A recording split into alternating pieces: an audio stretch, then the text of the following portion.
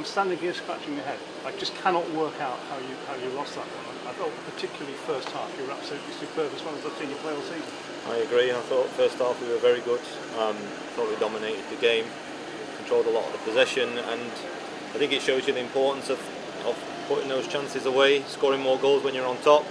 For me, we should be coming in at half time 3-0 up minimum, and we didn't, and we paid the price for it. And your two new lads, I thought, slotted in perfectly.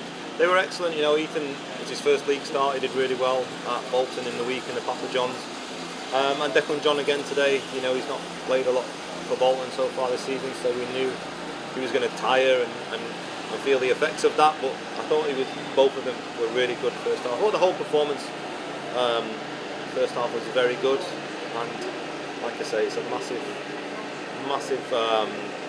learning curve that we have to finish teams off a lot earlier than we are doing.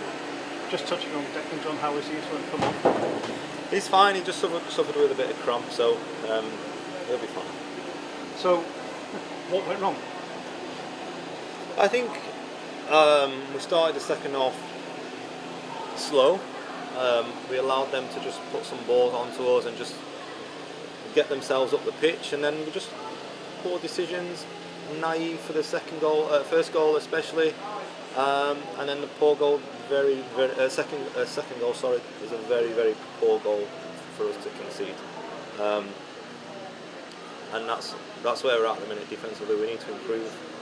We need to get better all over the pitch, but we can definitely build from the first half performance.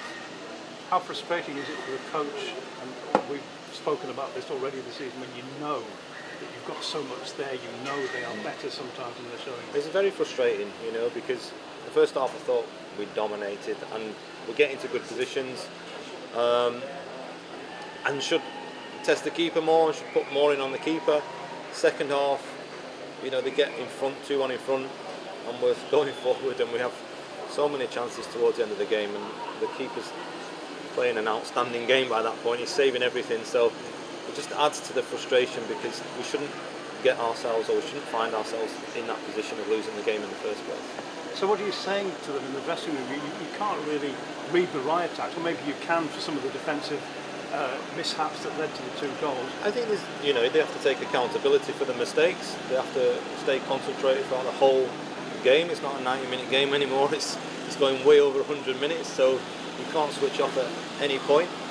And expect once you play a first half like that and dominate so much, expect a comeback from the opposition. They're going to come at you the second half, and we have to maybe weather that a little bit better. We have to control that a bit better and get ourselves back on top of the game. But no reason to panic at all? No reason to panic. We're still 7 games in. It wasn't so long ago, this point in the season last year, I think we were maybe at the top after 4 or 5 games. So we know what it's like at both ends. It's a long season.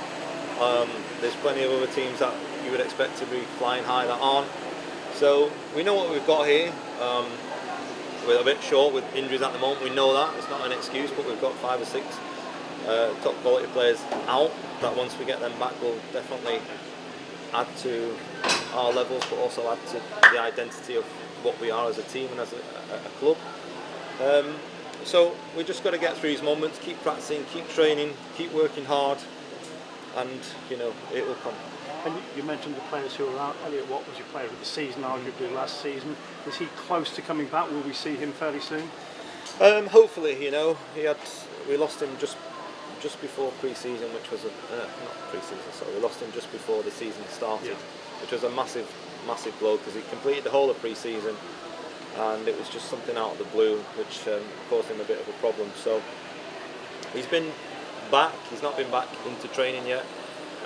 Hopefully we can start to build him up over the next couple of weeks and get him back into the team.